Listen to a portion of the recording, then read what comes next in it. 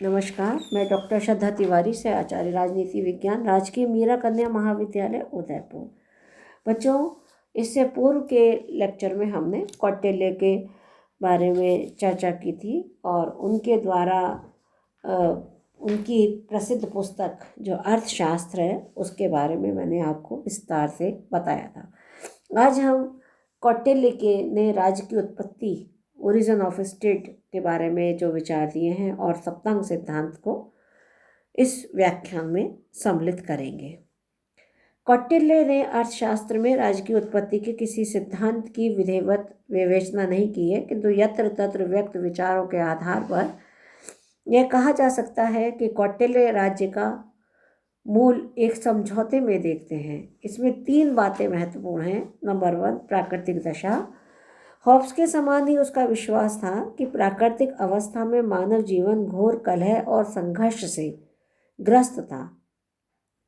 सर्वत्र अशांति और अव्यवस्था विद्यमान थी और मत्स्य न्याय का बोलबाला था, अर्थात जिस प्रकार बड़ी मछली छोटी मछली को खा जाती है, उसी प्रकार वह एक अराजकतापूर्ण स्थिति थी। मनुष्य स्वार्थी थे और स्वार्थ के वशीभूत होकर एक दूसरे पर अत्याचार करते थे और नग्न हिंसक वृत्ति का अखंड साम्राज्य था। उस अवस्था में जीवन रक्षा के उपायों का नितांत अभाव था। नंबर 2, समझौता। इस यातना में जीवन से मुक्त होने के लिए मनुष्यों ने विवस्वान के पुत्र मनु को अपना राजा बनाया।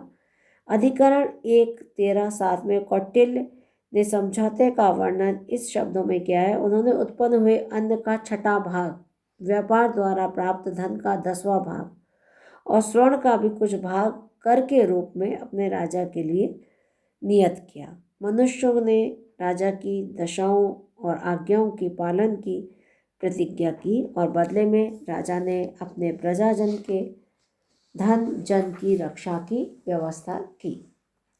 इस समझौते से यह स्पष्ट होता है कि समझौता 2 पक्षों यानी प्रजा और राजा में हुआ। इसके अनुसार प्रजा ने कर देना और राजा की आज्ञा मानने का वचन दिया और राजा ने योगक्षेम का उत्तरदायित्व स्वीकार किया। इस प्रकार कौटिल्य के सिद्धांत में संविदा सिद्धांत का संकेत मिलता है, जिस पर बाद में हॉब्स, लॉक, रूसो ने विस्तार से विवेचना की। और नंबर 3 जो है इसका महत्वपूर्ण सिद्धांत है राज्य का स्वरूप। समझौते के फलस्वरूप राजतंत्र व्यवस्था का जन्म होता है। कौटिल्य के समझौता सिद्धांत में हॉब्स के समझौता सिद्धांत से कुछ समानता प्रतीत होती है, परंतु कौटिल्य का समझौता सिद्धांत हॉब्स, लॉक और रूसो के सिद्धांत से भिन्न है। कौटिल्य ने अपने समझौते सिद्धांत के आधार पर राजा को उतना निरंकुश नहीं बनाया जितना कि हॉब्स ने बनाया, और उसने लॉक और रूसो की भांति इस सिद्धांत का प्रयोग व्यक्ति और अधिकारों और लोकतंत्र के पक्ष पोषण करने के लिए भी नहीं किया। कौटिल्य के अनुसार प्राकृतिक अवस्था के मनुष्यों ने एक व्यक्ति को राजा बनाया कि वह धर्म, अर्थ और काम की प्राप्ति और उपभोग में उनकी सहायता करे। कौटिल्य का राजा समझौते से नियंत्रित है। उस पर यह दायित्व है कि वह कर द्वारा प्राप्त धन धान्य से प्रजा के योगक्षेम की व्यवस्था करे। यदि राजा इस कर्तव्य का पालन करने में असमर्थ रहता है तो प्रजा को अधिकार है कि वह उसे पद से हटाकर किसी अन्य व्यक्ति को राजा के पद पर नियुक्त कर सकती है। तो इस प्रकार बच्चों, कौटिल्य की संविदा धारणा अधिक तर्कपूर्ण और उचित है। अब क्योंकि राज्य के अंदर क्या क्या व्यवस्थाएं होनी चाहिए, राज्य के क्या उद्देश्य होने चाहिए, अब हम इस पे अपना विस्तार व्याख्यान प्रारंभ करते हैं। सबसे पहले राज्य के उद्देश्य क्या होते हैं। कौटिल्य के समकालीन यूनानी विचारक अरस्तु ने राज्य का मुख्य उद्देश्य उत्तम तथा सद्गुण युक्त जीवन की प्राप्ति कराना बताया था। ये विचार यूनानी नगर राज्य व्यवस्था के संदर्भ में राज्य के उद्देश्य को बताते हैं। कौटिल्य व्यक्तिवादियों की भांति राज्य को केवल पुलिस राज्य ही नहीं बनाना चाहते, जिसका उद्देश्य न्याय, शांति व्यवस्था और बाह्य आक्रमण से सुरक्षा करना होता है। बल्कि कौटिल्य के अनुसार राज्य का उद्देश्य व्यक्ति को पूर्ण विकास में पूरी सहायता देना है। उनके अनुसार राज्य का अंतिम उद्देश्य जीवन के तीनों उद्देश्यों अर्थात धर्म, अर्थ और काम की प्राप्ति कराना है। साथ ही कौटिल्य राज्य को व्यक्ति के लौकिक तथा पारलौकिक कल्याण का प्रतीक मानते हैं। उनके अनुसार राज्य के प्रमुख लक्ष्य ये हैं। पहला लक्ष्य है राज्य की सुरक्षा। राज्य का सर्वप्रथम कर्तव्य है वह अपनी रक्षा करे, क्योंकि यदि वह स्वयं अपनी रक्षा नहीं कर सकता तो वह नष्ट हो जाएगा। अपनी रक्षा हेतु राज्य को समुचित सेना, सुदृढ़ दुर्ग, पुल और आदि की व्यवस्था करनी चाहिए। शाणगुण नीति के अंतर्गत अपनी रक्षा हेतु साम, दाम, दंड और भेद आदि नीतियों का अनुसरण करना चाहिए। नंबर 2, प्रजाहित। राजा को प्रजा का हित करना चाहिए। राज्य की समस्त नीतियां और कार्य जन कल्याण के लिए होने चाहिए। जन कल्याण नीतियां अपनाने से ही राज्य सुरक्षित रह सकता है और जनता में विश्वास का भाव पनपता है।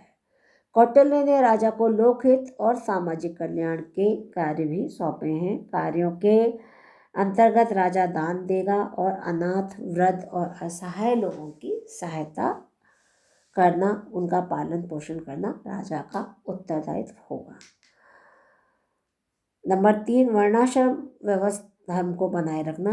कौटिल्य का यह विश्वास है कि मनुष्य एवं उसके समाज का परम कल्याण वर्णाश्रम धर्म की स्थापना, उसके विधिवत पालन और स्वधर्म के मार्ग में है। अतः राजा को उसकी प्रजा की रक्षा और उन्नति के लिए कार्य करने चाहिए, जिससे सभी प्राणी अपने धर्म का पालन करें और धर्म से विचलित ना हो। नंबर 4, न्याय व्यवस्था। स्वधर्म पालन के लिए न्याय व्यवस्था की अत्यंत आवश्यक है। इसमें 2 प्रकार के क्षेत्र हैं। पहला है व्यवहारिक क्षेत्र, जिससे इसका संबंध नागरिकों के पारस्परिक विवादों से है, और दूसरा है कंटक शोधन क्षेत्र। इसका संबंध राज्य के कर्मचारियों, व्यापारियों और व्यवसायियों से है। निर्णय के लिए कौटिल्य राज्य को अनेक प्रकार के न्यायालयों की स्थापना का परामर्श देते हैं। नंबर 5, दंड व्यवस्था। राज्य का एक महत्वपूर्ण कार्य दंड की व्यवस्था करना है। दंड अप्राप्त वस्तुओं को प्राप्त कराता है, उनकी रक्षा करता है, रक्षित वस्तुओं को बढ़ाता है और बढ़ी हुई वस्तुओं का उपभोग कराता है।